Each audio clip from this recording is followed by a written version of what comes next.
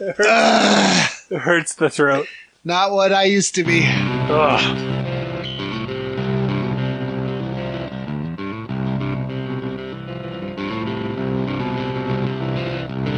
All right, back at it again with the Tales from the Ditch. With the white vans. Seth, I'm curious. What was... Oh, wait. Tales from the Ditch. If you have any questions, please email us at talesfromtheditch@gmail.com. Please visit our website at talesfromtheditch.download in order to subscribe to a podcast. And welcome, and thank you for being here and being a loyal listener. Yeah, what are we on? We're on Player FM, iTunes, Shout Engine. What else?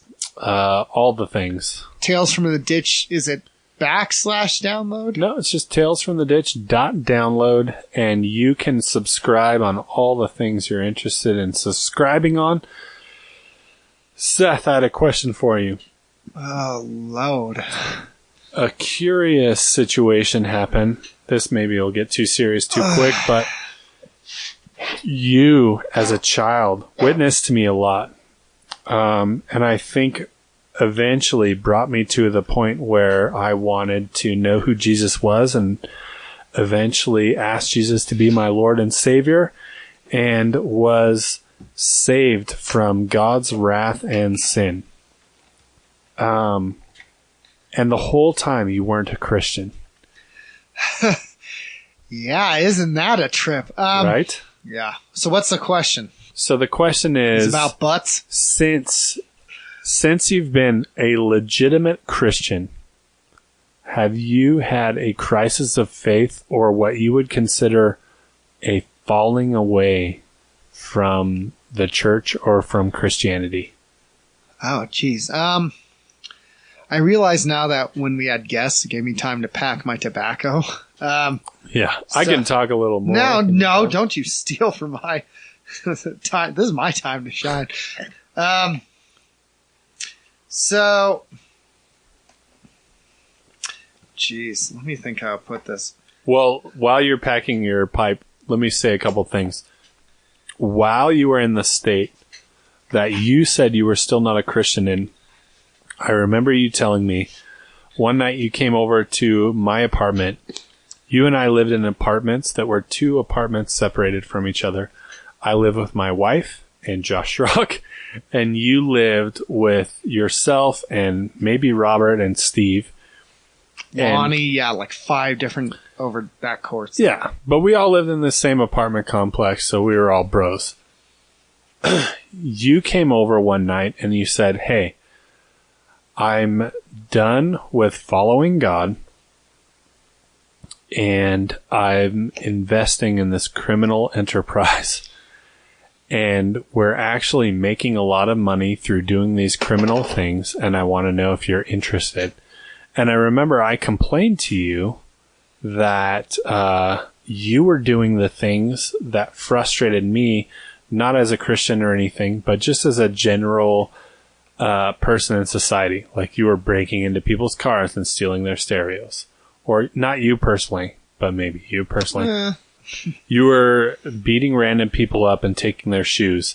You were breaking and entering or doing all of these things that I thought were inappropriate, not because I considered you to be an upstanding member of society, just because I thought it was a jerk thing to do, especially to somebody who's potentially like a blue collar working class person who's working hard to make a living, and you're stealing everything they have from them.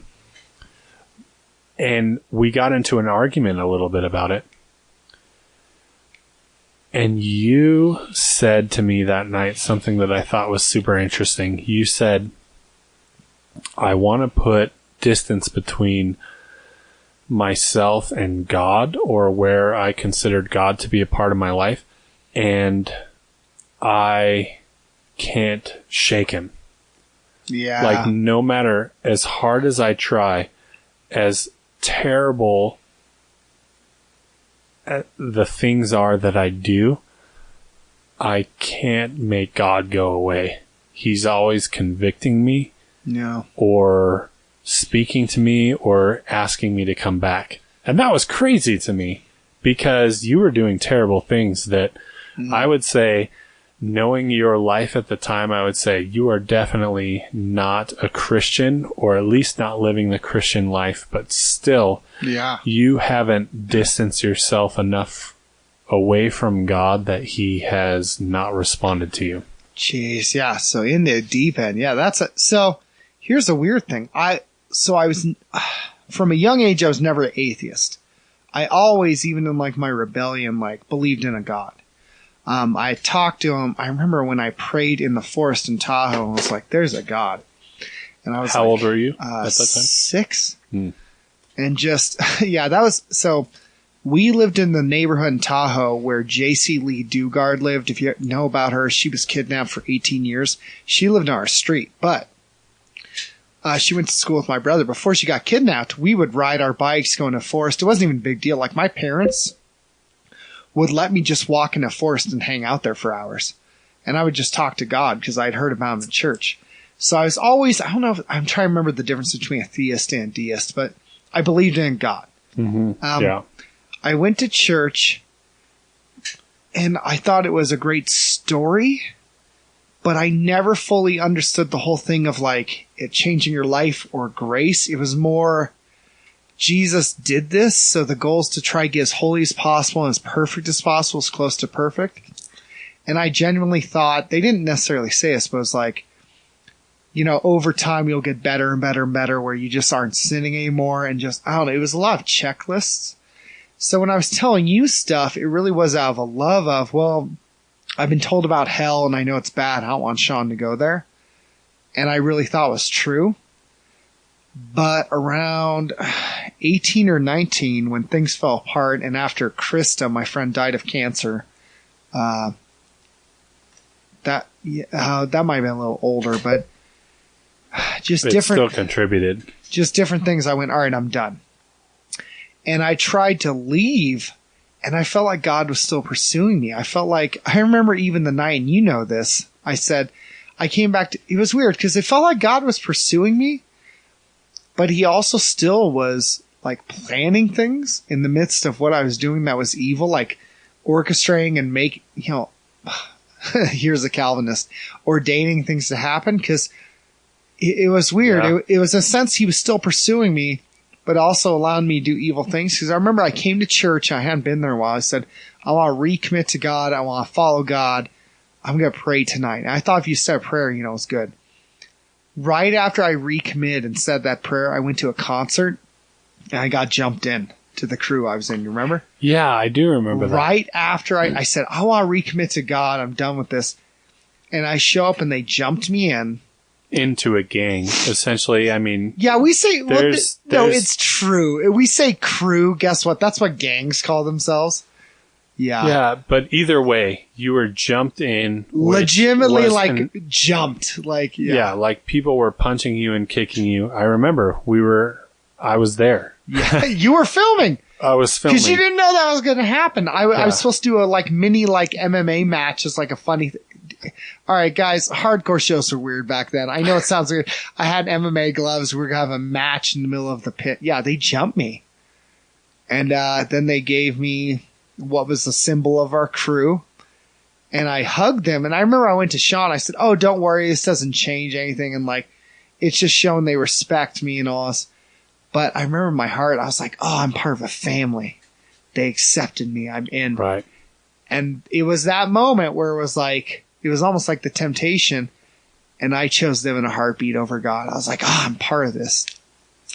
But, yeah, I still felt like, I remember you and I even talking at the Rayleigh's, for those of you who don't know Rayleigh's, on Keystone and 7th. Grocery store.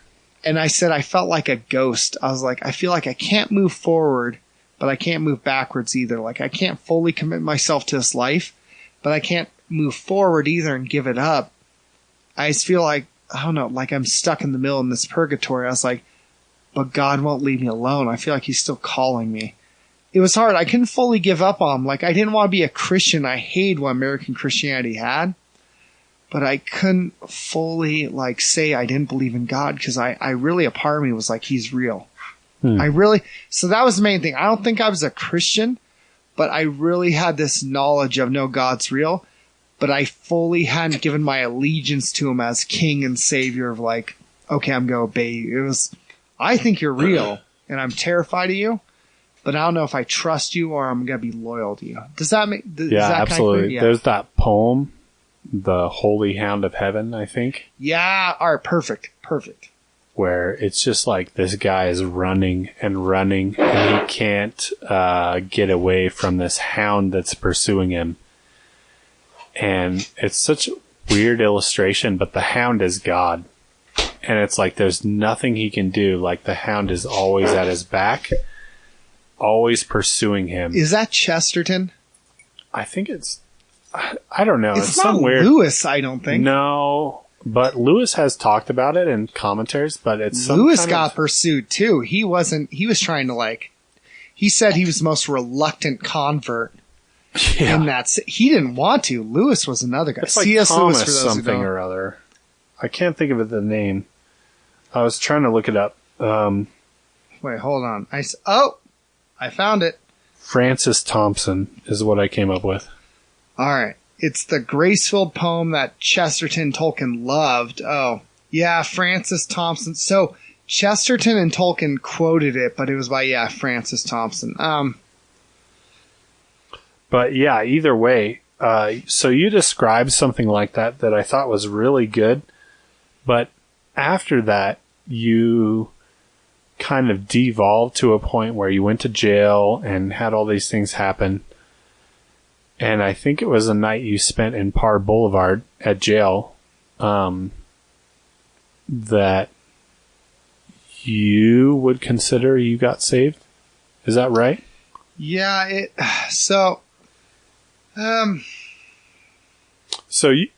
My question is this. Do you want me to describe that in jail? What's your question? Well, if you want to, go for it. But you, after that point, became a legitimate Christian.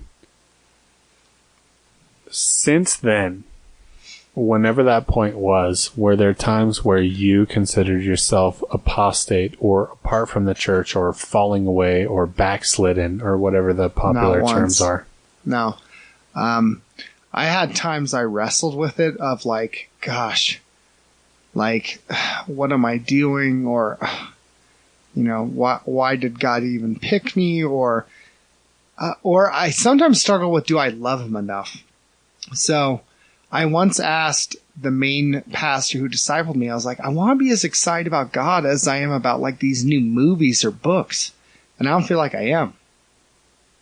And he's like, well, why do you care about that? I was like, well, because I want to love God as much as I love those things.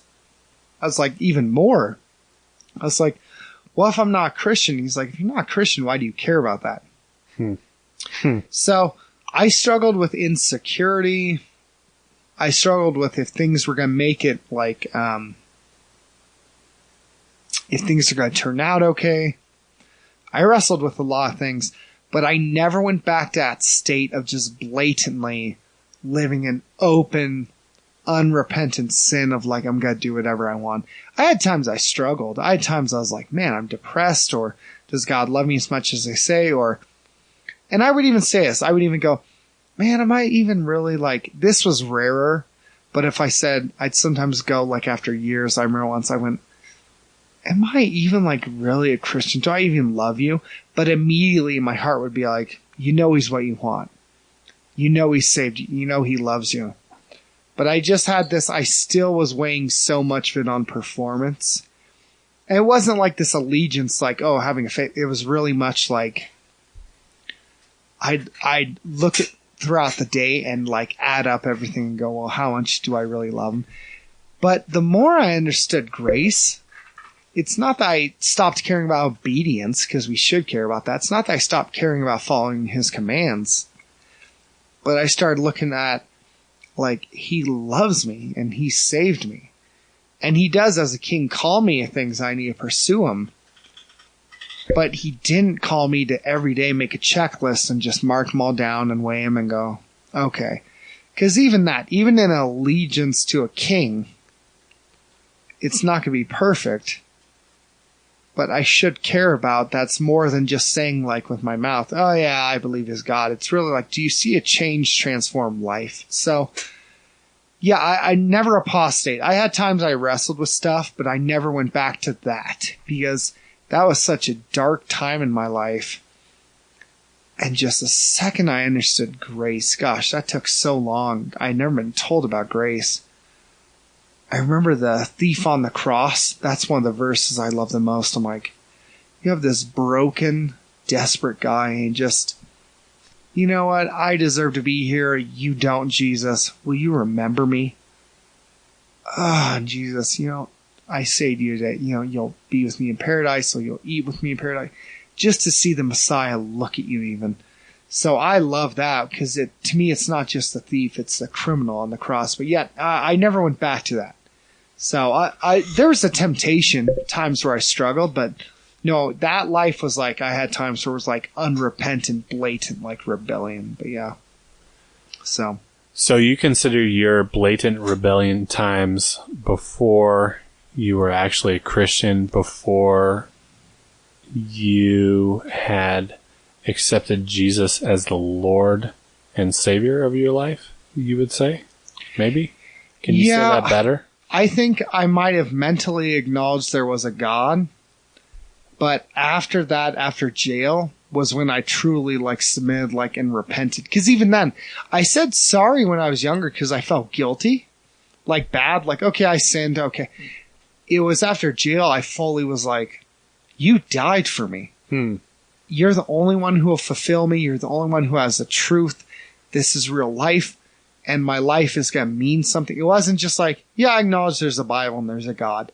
It wasn't just mental assent. It was my heart literally going, I'm loyal to you now. So it was a circumcision of the heart. It went from just mental assent to circumcision of the heart. Yeah. I believe, and this may contradict orthodoxy a little bit, but I believe that I truly was saved when I was 17 years old. After you were witnessing to me, and I started going to a church, and after about a year of going to that church, I feel like in some way submitted my life to the Lordship of Jesus. And I really am pretty sure that I've been saved since then. But here's the weird thing. I do feel like there was a period where I guess fell away. And it wasn't falling away from a cultural standard or a church standard, which is usually the case. I remember one time after that, I was 18 years old and I started smoking again, remember? And you were you saw me smoking and you were like, you have fallen from grace. Do you remember? How you were so disappointed. Yeah, you were totally disappointed that I started smoking again.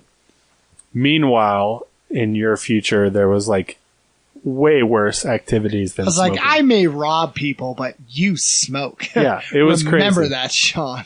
But even in that time, and that was a dark time when I started smoking again, that was just an indicator of what was going on in my soul, But there was times where I said a similar thing. I said, God, I don't want to know you. I don't want to have anything to do with you.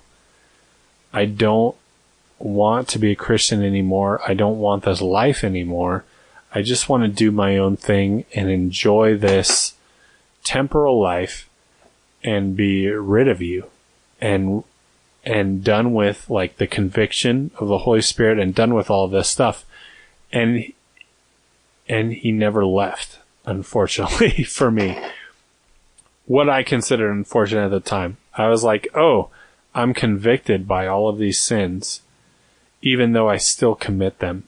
And I still willingly commit them. And I still know that I have a way out of them, but I still commit them even at that point. And it's weird because a lot of people would say, well, you weren't actually saved at that point. if you're willfully disobeying, then that's a sign that you're not saved. But I genuinely feel like I was just disobedient. I just sucked at being a Christian, basically. Does that make sense? Yeah. And so, and there was a period, and like I got married. Everybody knows who I've told this to, I got married, and the first 5 or 6 years of my marriage were awful. And it wasn't because of my wife, or it wasn't because of anything. It was just because I didn't know how to be married. And I blamed that partially on God, because when I got married, I assumed that things were going to be awesome. And that is not the case. Even in a healthy marriage, that's not necessarily the case. And so all this bad stuff happened, and I just became a worse and worse person as time went on. And I feel like although sanctification seemed like it dipped during those years, I feel like it was still maybe a steady, there was like a trend line of my life. I guess my willingness to sin, and that trend line was still creeping upward, even though it seemed like a very dark time. So, do you think that's possible? That even though my obedience and my ability to submit to the law of God and my patterns of sin increased for a time, that I was still a Christian during that time? I wonder how much was, when you said, God, I don't want to do anything like with you, how much that was you of your emotion in the moment versus what your soul really wanted and what you meant. Because you can say lots of things in the moment when you're angry of like, God, I want nothing to do with you, and you were just angry. My soul in that moment was like, I don't want anything to do with God. And yeah, you may have smoked or done something, but I don't know. It's hard because this gets in a point. It could have been you in that moment being like, God, I want nothing to do with you, snapping out, being angry, saying something. Because people say it when they're emotional or angry. But still in your soul being like, no, but deep down I know I really want him. I'm not fully going to say I don't really believe in God. I fully wanted to stop believing in God, wanted him to leave me alone. I wanted to be left alone. So it's hard because you're getting into motives of the heart. You're getting into this. Now, if someone is blatantly unrepentant, and this is why I say I don't want to speak into what the Bible doesn't.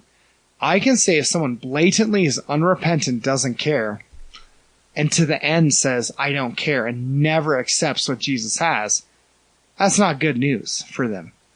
But you, I wonder how much was that emotional if you were hurting, you were pissed, you were disappointed, the American church had let you down, and you were expressing and going, I don't want anything to do with you, God, but it was out of emotion, but your soul was still saying, I really do want you, God, but the church has let me down.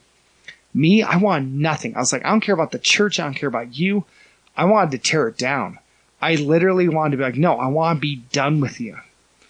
I just feel like they might be a little different because I felt like you might have been acting out of like, yeah, I'm angry, I'm pissed, but tomorrow, I still love you. Me, I never really came to a point where I still loved God at that point. It wasn't until after jail I was like, I actually love you now. Yeah, I could see that. Because there's a difference if my son says, I hate you. You can go, okay, well, he clearly hates you. Does he, or was he just mad at that moment? Right. Versus I literally was like, I never learned to love you in the first point, and I'm done. I didn't love you in the first place, and I'm done. And I was taught a wrong thing about the church. It didn't work out. This girl I cared about is dead from cancer. No, I'm trying to be done. I don't want to be redeemed. Versus you being like, oh, I'm mad at you, but in your heart you're like, but I still really want to know you. I really don't mean it, and just, I feel like it was different motives because I talked to you and you would still defend God sometimes or say, well, he might still care. Like even when you would say, like you said this to Josh, you said, well, it's not as cool as Lord of the Rings. And Josh was like, well, one day he will be. And you were like, oh, and you were sympathetic to it. I thought that was dumb. Yeah. So that's the difference. You went, I hope he is. I think you still have hope of like, I want to love God, I want to do this, but I'm hurt by church, I'm disappointed by life. Whereas me, I was like, no, I never really loved God. I never really got to a point where I loved him in the first place. So I think you loved him, but were disappointed and were wrestling with it. Whereas me, I was like, I never got to that point. And when you became a Christian, I think I realized I wasn't. So, but it's hard because you're getting into motives, you're getting into... Totally, and it's not fair retroactively to say... No, I have all the answers. It's cool. I'm Reformed. Isn't that what Reformed guys do? We have all the answers. So. Well, unfortunately, I think this is proving that thesis because at the time when you were at the height of your hypocrisy or apostasy or whatever you want to call it, you were the one speaking life, I feel like, into me. Isn't that weird? Like, how does that work? Because I remember one time we were living in those apartments. I came over to your apartment and I was just like, I'm done. I don't want anything to do with this whole thing, marriage and God and anything like that anymore. Oh, I remember, yeah. Do you remember that? And I think I cried or something. And you were just like, I can't remember what you said, but it was essentially like, you knew this was going to be hard and you chose to do it anyways. So why are you giving up at this point? And you said, like, whatever is on the other side of this is worth it. Do you remember that? I said, all right, so I did say that. I said, I'm probably going to die or be in prison. I have to go to my apartment alone because my roommate had left. I said, I don't ever want to hear you say how marriage, like, you're done with it again. I was like, go back in. And you were a little frustrated with me because I wasn't following God. And I'm like, you're going to go back in and talk to your wife. I don't ever want to hear you complain about how you're married. I was like, I'm alone. I'm going to die. Because I did. I thought I was like, I'm going to die or go to prison. And I was mad at you because I thought you're the good guy. I want to ever hear you say how, oh gosh, like, I'm not, marriage is so hard. I was like, whatever. And I kind of rebuked you a little. Because you weren't married at the time. No, I was alone and was going to die in prison. But that's weird because I thought you were the good guy. Because our entire friendship, you were the one who knew God. Or, I'm sorry, in my mind, you were the one who knew God. You were the one who was raised in a Christian household. And so you were the good guy. And I was the one learning from you. It's because I felt, but all right, so here's the thing. That's crazy. This is the danger of American Christianity. I was told if you follow God and try your best, it'll be okay. My car got stolen. The girl I wanted to marry left. And I met another girl after that and went wrong. And we had to get the morning after pill. That was terrible. So to me, instead of doing the math and saying, well, that was people, not God, you know? Mm-hmm. That was their theology, not God. I went, no, that's God. Like, instead of seeing it as that's broken people imposing their view or interpretation of God, I went, no, that's what God's like. And I was broken by it because it felt like C.S. Lewis talks about in The Last Battle. They don't say the worst question isn't, oh, there's no sun. It's looking at the sun and going, oh, this is what he's really like. Yeah. Because it's not like saying there's no sun in the sky. It's saying, oh, the sun one day went black and went dark. There was no light from it. The scariest question isn't, oh, there's no God. It's looking at God, believing him one day and feeling betrayed and going, oh, this is what you're really like. I felt betrayed by American Christianity, and instead of seeing it was the broken people, I said, oh, that's what God is like. So American Christianity, I want to be clear with this, betrayed me. God never betrayed me. It was American Christianity with its stupid prosperity promises that if I named it and claimed it, Krista wouldn't have died from cancer. And if I did what I was supposed to, life would be perfect. And it didn't live up to it. It didn't live up to it.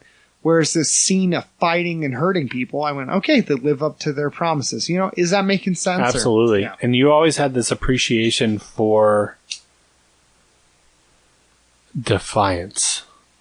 I don't know. I don't know a better way to put that. So you were always defiant. I was defiant too. But you had this love of it. And I would even say you still have this love and appreciation for defiance. Wouldn't you think that's an accurate statement? I think I've gotten better with church authority. I'm willing to I'm not saying that. I'm not saying that you're rebellious or anything. Cut this clip. Get out of here. Get out of my face. Put that camera. So we're reading a book. I'm reading a book right now that you already read, that you lended to me. And it has this character who's defiant, who will never give up no matter what, who goes against all cultural norms in the sake of defiance. And you appreciate that, right? I love this character so much. You love this character. You love William Wallace. You love Liam Neeson in almost every role he's ever played. Yep. You have this deep down love for defying whatever the cultural norm is. And the interesting thing is that didn't go away once you became a Christian. And you would think, based on American evangelical Christianity, that's something that is part of your fallen nature. So how do you reconcile that with being a Christian currently? And I guess maybe to better phrase that question is, how is it possible that you can have an appreciation for defiance when it seems like, according to American evangelical theology, that we're supposed to submit to everything? Cut to the quick of me, Sean. Sorry. No. So I think here's the thing. This is the whole redemption thing. I think God put in me this part of me to say, this strength or stubbornness that when something's wrong or evil or unfair, to fight back, to not just accept things for the sake of accepting them, like, saying, okay, I go along with them because I'm supposed to, but going, no, because I truly believe they're right. He took something that was broken in that, this kind of will to push back against what's wrong. I used it in a wrong way where I just pushed back against any authority, and God's put authority in place. He's redeemed it where I go, no, I don't just defy authority, because I'll submit to elders, to pastors, to God, but to look at society or anything that's wrong, and even within a church structure, if sometimes we get something wrong, to be willing to speak up and say, no, I will oppose something if it's unbiblical or evil. So it was more a will, a strength that my family put in me to be like, hey, if you know something's wrong, speak against it, push back. So obviously I took that in the wrong way and went sideways, but God has redeemed it to go, no. Now, if you see a brother being mistreated or society's mistreating Christians, use that will, that force I put in you, that power to go, no, I'm willing to say, hey, whether it's unpopular or not, like Luther with the Reformation, to go, no, your authority is corrupt. This is wrong. I will push back. He still kept that fire in me, but he's directed it. And that fire is no longer just spreading anywhere, damaging anyone I come across. God's directed to be like, I'm not getting rid of that fire. I'm directing it towards anything evil, heretical, unlawful, unjustifiable, just unfair, oppressive, and say, I will say it even if it's unpopular. So I think it's been redeemed, kind of. As far as that defiance goes, you and I were always excited to potentially be in some type of army that was sent acceptable by God to slay some evil force, right? When I was pre-mill, yeah. Well, that's the thing. So how do you still have that appreciation for defiance? So I just want to clarify. Sean says, because no matter what position you take on that, until God comes back, there's a conflict and there's a fight. And there always needs to be men and women who stand there to oppose it. Always. And there can be many ways. There can be a physical fight, a spiritual. There can be marching. There can be praying. But here's the thing. there's always opposition. Daniel, when it talks about the Prince of Persia fighting with an angel for just days on end, there's opposition. Praying is not just you talking to buddy Jesus and him making you okay. It is an opposition. It is proclaiming, talking, saying, hey, on earth as it is in heaven, I'm actually praying that. I'm pursuing that. I'm desiring that. So I think there is Jesus, because people try to act like he was so nice. In the temple with his whip, he was still defying. Until he comes back, there's a defiance. Even this, all right, when you love a poor person, when you take care of the single mother on, that is a defiance of Satan, who is the opposite, the antithesis, saying they don't matter, you are defiant. So it's a defiance of darkness now. That's how I keep it. I feel we are supposed to be not just ministers of reconciliation, but defiers. We defy the darkness till the end.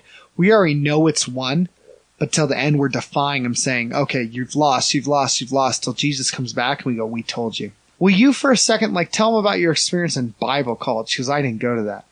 Oh my gosh. So, yeah. Out of this Pentecostal tradition, I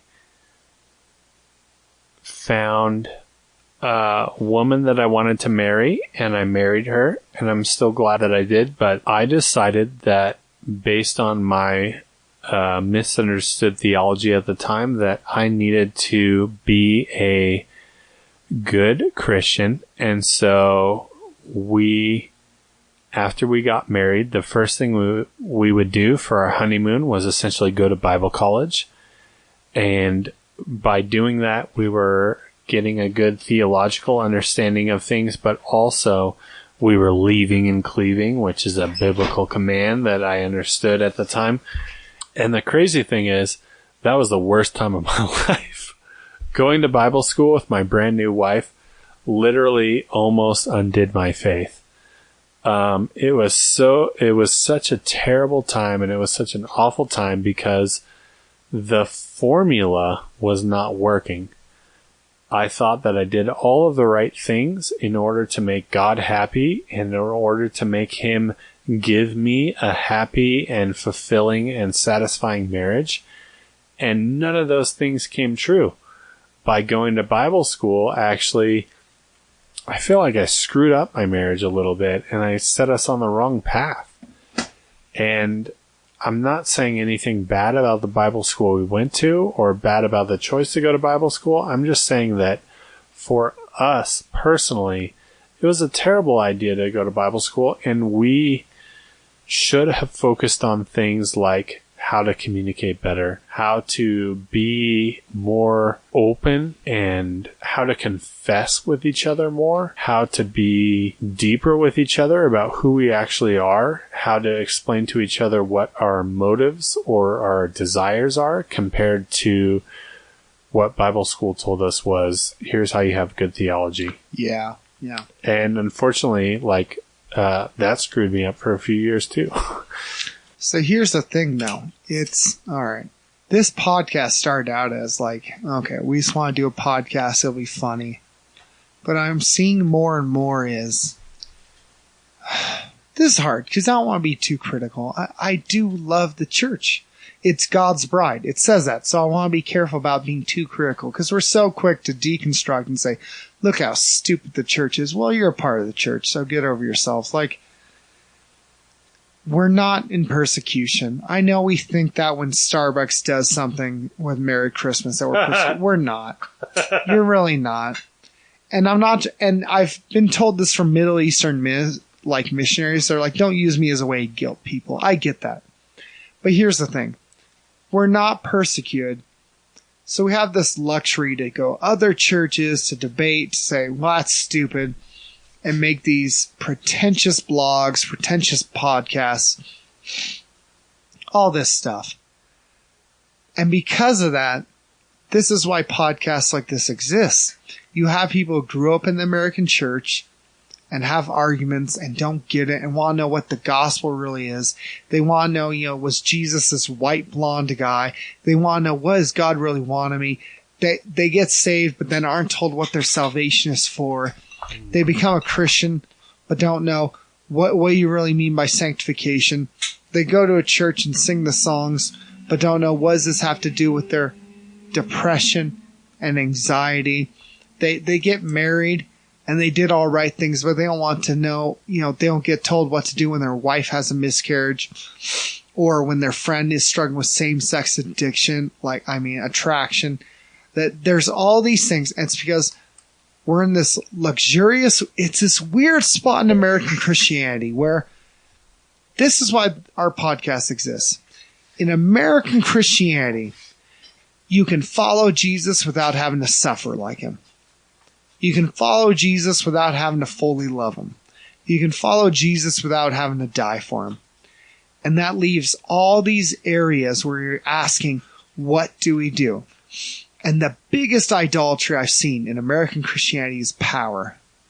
Of trying to really be a Christian, but still maintain power of okay, I want to live in a culture and love Jesus without having to suffer, without them persecuting us, and us live in a culture where we can say, hey, we'll love Jesus and do this, but the culture will be on our side and we'll be in control.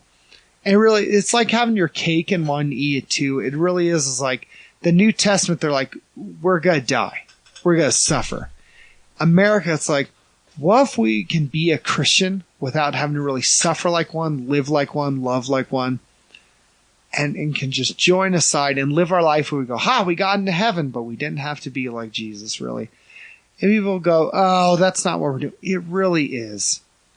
And one of the biggest idolatries I've seen in American Christianity is power. You guys, and I say this for me, are in love with power. The idea that the culture can pat you on the back as opposed to a savior who people hated and spit on, and you had to die because you were depraved and you sinned and you did evil, disgusting things. And that the gospel wasn't about you or winning or you always being in victory. It was about a savior who died who didn't deserve to for people who didn't deserve his grace. And it's hard with American Christianity because without that persecution, without that devotion of this is life or death, it leaves so many gray areas and arguments of why are we dealing with politics this way? Why do we talk this way but live this way? And just you get on TV and I look at these guys, these televangelists. I'm going to be so brutally honest right now. Some of them, I just want to slap them in the face. How dare you? I was in a jail because I literally knew a God died for me who didn't have to, and I didn't deserve it. But you want to have this Christianity that, to be honest, is Christless. So that's why you have podcasts like this and questions. We wouldn't be asking this if they're kicking down our door. I mean, honestly, if you and I every Sunday were like, is this the day they take us away, where we're tortured? It'd be different. But you and I both know we can go, well, maybe I'll head over to a Presbyterian or Baptist or a Christian Reformed church, or I'll do this. Maybe I'll be Methodist. They don't have that in other places. It's just we in America are in this weird spot where you can be Christian but not have to suffer like one. Yeah. And it raises all these questions where we're left confused. And the best we can come up with is it's the liberals' fault and these stupid millennials. Which is so weird to me that I go, yeah, which by the way, the millennials, someone had to raise them. How that's whose fault is that? Yeah. It's funny how if I raised Maverick and he becomes something, I go, stupid, that's my son's name, stupid Maverick. You raised him. How is it the child is held accountable more than the adult? And it really is. I can't tell you, American Christianity is not just wrong in so many ways. It's weird. The spot we're in to be able to follow Jesus, but not really suffer or live like him. It's just odd, dude. Not only that, but we fight for the ability to not live like him. Oh, we battle for it, dude. Everything that we say. Everything. Starbucks said we won't say Merry Christmas. Oh, we got to kill them liberals. How dare Starbucks possibly threaten our coffee cups? How dare immigrants possibly threaten our jobs? How dare millennials possibly threaten our work ethic? How dare school shooters possibly threaten our ability to keep a safe society? You guys do realize, too, 10-year-olds aren't millennials? Like, I just want to point that out for people. Yeah. Number-wise, that's not millennials. Millennials is not 10-year-olds. They'll take like an 8-year-old and go, stupid millennials. He's not a millennial. That's not a millennial. And they're like, look how dumb they are. I go, here's one thing I'll say for millennials I really appreciate. You know what I appreciate about millennials? That's, I don't think often gets said. I love how millennials didn't put Japanese people into internment camps. That was pretty nice of them. Yeah. I love that millennials weren't alive when we had aborted 40 million babies before. It's higher now, but by the time they were born, they didn't do that. I love millennials weren't responsible for Jim Crow. I love millennials weren't responsible for the AIDS crisis. I love millennials didn't destroy the economy. But you know what? You're right. They're lazy and like video games. That overrides everything else. Did you know millennials question the patriarchy? How dare they? Did you know millennials question the aristocratic ways of the capitalist government that has essentially enslaved them to the point where they are dependent on the media for all information whatsoever? American government has been around since before Christ. I don't know why you would say that about America. How dare... Here's the thing. It really is. It's like... Every generation looks at the next generation and goes, well, a bunch of losers. And I'm like... You idiots. I'm sorry, but it's like, really? I go, really? So did the millennials create the prosperity gospel? I didn't think Rob Bell was a millennial. That's weird. And I look at them and they go, well, they do this and this. Then disciple them. Then minister to them. I don't see Jesus going, well, these people are stupid. I'm done with them. Like, okay, if you have an issue, well, who discipled them? I want to know this. Because that kid didn't just pop out, get born, and go, well, I've decided, I'm going to vote Democrat. I'm going to do this. Someone raised him. And I love how those people get off scot-free. Like, millennials didn't make my parents sleep in different rooms. So it's just a joke, dude. It gets to a point where I go, it's that Simpsons picture. It shows Abraham Simpson yelling at clouds. It says old man yells at clouds. They're like, stupid millennials. You know what? Why didn't you disciple? You had a Christian country with no oppression, no prejudice. You weren't like persecuted. And this is what you did with it? Having a guy get on there. And yeah, this guy's ridiculous saying, hey, Starbucks, I fooled you. I brought gun into your store. Like, cool. Did you evangelize anyone? Who have you talked to about Jesus? You're bragging about a coffee shop, didn't know you had a gun? That's a 17-year-old making your stupid caramel macchiato. Of course they're not checking your pants for a 9, homie. They don't care. They're not checking your crotch for a 9mm. And by the way, he bought this in Texas. Of course you have a gun. You're so impressive, dude. No. Where have you lived on earth as it is in heaven? You're bragging about this stuff like, Falwell. Dang it, I got Falwell and Franklin Graham, not Billy Graham. All these guys, I want to pour out a 40 for Billy Graham. Franklin Graham, all these guys doing this like, got these stupid liberals. What have you done? What have you done with the single women, the orphans, everything? I get it. You go, well, this is sin. Okay, great. You can oppose stuff. Why are we not believing that the gospel can go out and have some power and not return void? And this is coming from me. I'm an optimistic guy of like, no, I actually think God can change things. What did you do with it? China, they were oppressed, and you're seeing an underground church growing. Post-World War II America, there was no persecution, and you had the whole country. And what we've come up with is an argument over what Starbucks is saying Merry Christmas. That's the best we got. And if that's all you can offer, no wonder they don't come to your church. No wonder. That's all we got? As opposed to a crucified Messiah saying, no, you are broken. We've had a story of redemption from the beginning. And I have the answer. Jesus has the answer. And the most you can do is say, well, you know what? Trump says we're going to say Merry Christmas. Great. I already was saying Merry Christmas. I'd say it even if it was illegal. You know why? Because I feel like it. I don't care. There's just so much in this American culture. And if I brought up half these arguments, I wouldn't hear scripture. I wouldn't hear anything except from theologians. I would hear these American nationalistic, pragmatic arguments of, oh, what, we gotta let the liberal one? You know what? Why are we threatened? If you really believe we win at the end, why are you so terrified? Then make your argument, make your case, say, here's the story, here's why it's better than yours. And it's a joke. And that's the thing. American Christianity, in many ways, the reason they're turning away from you, the reason they're not coming to you, is the culture's told them a better story, and you offered nothing. You gave them a bored, white, blonde Jesus who says good things and nice things. Sin is kind of a bad thing, and you've gotten mad at some TV show. It's a joke. Fox News is a joke. And you know what?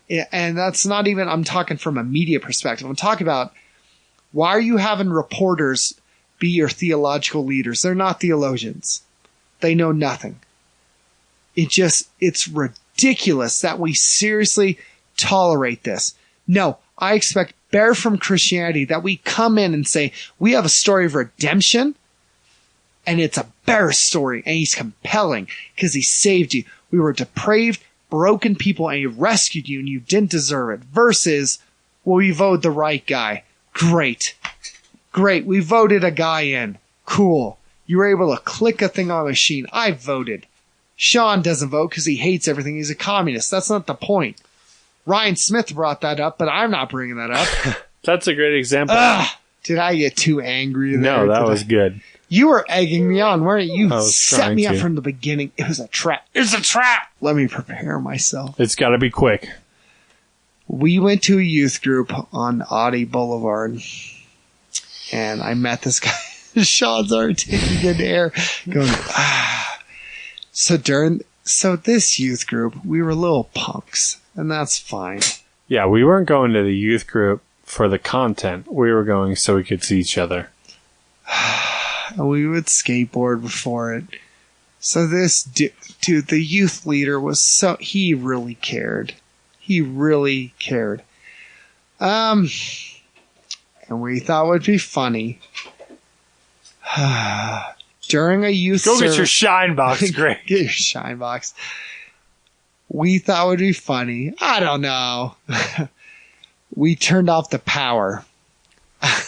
During worship. During worship and the whole youth meeting. So Neither we of us turned were it off. Christians at the time. I want to. And we would run to the back of to the front of the place. It's now like a mosque, I think. I think it's like an Islamic building. Right now, it's a mosque. It really is. Ironic. Culture war. Hashtag culture war. So we do that. And here's the thing. It's funny. I thought they'd catch us. They still kept having this youth group. They still kept doing this. Here was the breaking point. So we would turn off the power, climb on the roof, all this stuff. Here was the breaking point for me. And it wasn't just that they brought up X-Men in a sermon, and they were wrong, by the way, because they were wrong on X-Men. You're wrong. Love wings. What did they say about X-Men? They said, alright, so Jean Grey had psychic powers, and it was supposed to be a mutation. They go, oh, it's because she has Eastern mystical powers. That's what psychics are. And I raised my hand and said, it says it's a mutation. It's all science. And actually, Nightcrawler is a Christian in that. And they take away all of that. It's not spiritual. He goes, well, that's not true. I was like, have you watched the show? He goes, well, no. And I said, well, I have. I've read the comic books, so you're wrong. And he didn't like that. But here's the thing that I remember really put a split. Okay. Sean played with a fire extinguisher. And he may not remember this because he's a terrible person, but, peace be with you. One of the youth leaders came up and said, who played with this? And I wouldn't say anything. I was looking at him going, and he's like, it was you, huh? Like trying to, get me to say it. And I wouldn't say anything. Finally, Sean admitted, he goes, yeah, I pushed on the fire extinguisher. I was just curious and sprayed out, whatever. And the guy looked at me, he goes, I'm sorry. Like, I assumed it was you. I was all cool. He goes, but still, you should have stopped him. And he should, and you know what? I don't remember this. And he's like, and you know, you didn't stop him, so you're just as culpable. And I remember looking at him going, why are we having a 20-minute thing where you're trying to interrogate me about fire extinguisher? And the fact that my friend who did is not a Christian, and you knew this. And we had to have this whole meeting about it. And that we also had a football game where a guy flipped out on me and hit me. So I headbutted him. And he lectured me afterwards about, hey, you need to let that go. You need to chill out. I'm like, older person headbutted me while we were playing football. Why weren't you as an adult breaking it up? And it's because I felt like these leaders, some of them, were told how to be nice, how to lead us, to be nice, how to break things up and stop it and tell us just to follow Jesus. But nothing about grace, nothing about how to be a man, nothing about conflict resolution, nothing about justice. It was just be nice, be nice, be nice, you know, be good, be good, be good. I just didn't care. They had nothing to offer me. And they were super nice. Some of them even preached some good stuff. But it felt like a bunch of guys where I went, I don't respect you. You're a bunch of nice guys who try not to make waves and teach us to be nice guys who don't make waves. I just didn't care. I was angry. I was pissed off. I wanted to know about what life was about. And all you could offer was, well, follow God and try to be nice. Well, don't do bad things. And I just went, I don't care. You can get that in Islam. You can get that in seriously, you can get that in a lot of religions. So I just didn't care. And it became this apathetic thing of like, okay, I go to church. It's the thing I have to go to, a youth group. I'll see my friends skateboard. And we listen to a sermon that really, I don't even understand what they're saying. But I know you're supposed to be good and Jesus is good. So I just didn't care. And we kept turning off the power. And we'd go on the roof. And I remember after that guy pissed me off during the football game, I punched one of the offering boxes and shattered it inside. Yeah. And I remember Sean punched that guy during the football game for punching me. So, yeah. We were separated geographically. Yes, that's true. And so we weren't Christians at the time. The only way we could see each other was going to this youth group.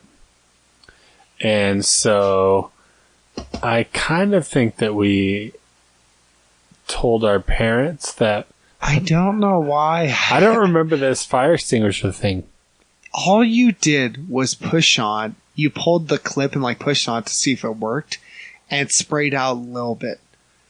And we had to have this whole discussion about integrity. And I go, maybe if you weren't a pansy, I'd respect, because I'm sorry. Yeah. My brother at the time is getting in fights. I respect him. My dad was trained in martial arts. I respect him. But all I saw was people trying to be nice. And I didn't just need nice. I had a home life where I'm like, dude, I get called terrible things about being poor at school. My mom's mad. My dad doesn't love her. And all you offer is nice? I don't care. It just had nothing to give me, where I'm literally saying that I don't need a nice savior. I need a king who's going to make this all right. It just, I was like, when will Trump come? I think that's a good way to wrap it up. I'm looking at the chair where there's normally a guest, and I see we are betrayed. Yeah, let's wrap it up. So talesfromtheditch@gmail.com. No joke. I wanted to say it's no joke. Kirk Cameron, I don't hate you. You're really trying to follow God. Like, I want to thank everyone. Bridget Anderson, Kyle Craig, my peace officer who's on the street. Seriously, he listens to this on patrol.